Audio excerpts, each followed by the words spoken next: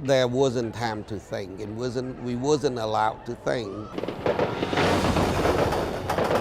It was 40 years ago, April 28, 1975. The only thing I know in my mind that the safest route is to get out of here. Frank Zhao of Huntington Beach escaped on one of the last flights out of South Vietnam with nothing. 2 days later, the communists took over. My wife was a little better prepared. She bring a small bag of her clothing. For me, I purposely not to prepare because if there were any sign that I am prepared to go, the local police would have picked me up. Zhao had been working in sales for several American businesses and some government interests as a translator. He knows it was those contacts that made his escape possible. If you had a friend in the embassy and you knew somebody like Frank Zhao, you made sure he got on somebody's aircraft. But those contacts didn't always work. Frank Snepp was the senior CIA strategy analyst in Saigon and one of the last CIA men on the 29th to be airlifted off the embassy roof amidst the chaos. He is still haunted by the South Vietnamese who had worked for the U.S. and were left behind, including one woman in particular.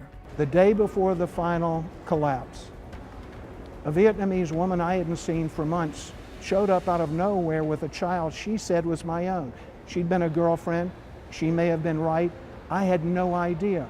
I said, I'll get you out. Just call me in the next few hours. When she called, missed her call, she had threatened to kill herself and the child if she didn't get out.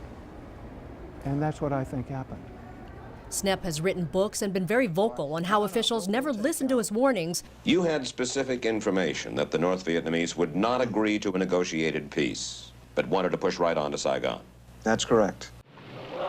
That the communists were determined to take over Saigon by May 1st, 1975. The embassy had become an island in a sea of humanity. There were Vietnamese about 20 to 30 feet deep on all sides, screaming, grappling, trying to get in. They knew that we were going to leave and they wanted not to be left behind. During that day, we would grab them, pull them over the walls, separate families. We played God. It has been a long journey, from the final chaotic evacuation of Saigon in 1975 to life in the United States. Zhao came to the U.S. and first sold vacuum cleaners, then real estate. I realized that the only way that I can move forward and focus on my future is to temporarily forget about the past. Now he's the founder of Bridge Creek Development and is one of the prime developers of Little Saigon in Westminster.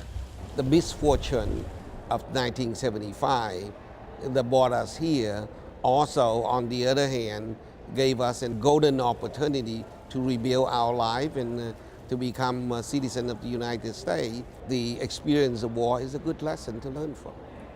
Today, both Frank Zhao and Frank Snepp enjoy a unique friendship, sharing their stories of surviving the fall of Saigon. Did you think that maybe you would see an NVA cadre coming down the street with a pistol in his hand and he might put an end to your life? Was that a concern of yours? That would ultimately be or a very long torture in the prisons. You are an inspiration to us, Frank. You've brought back so much talent to the United States and you're giving back to Vietnam. Why do you do it? I was given a golden chance to do a lot of things that other people didn't have the opportunity to. I have made it. So I have the extra bonus that I should pass on to other people.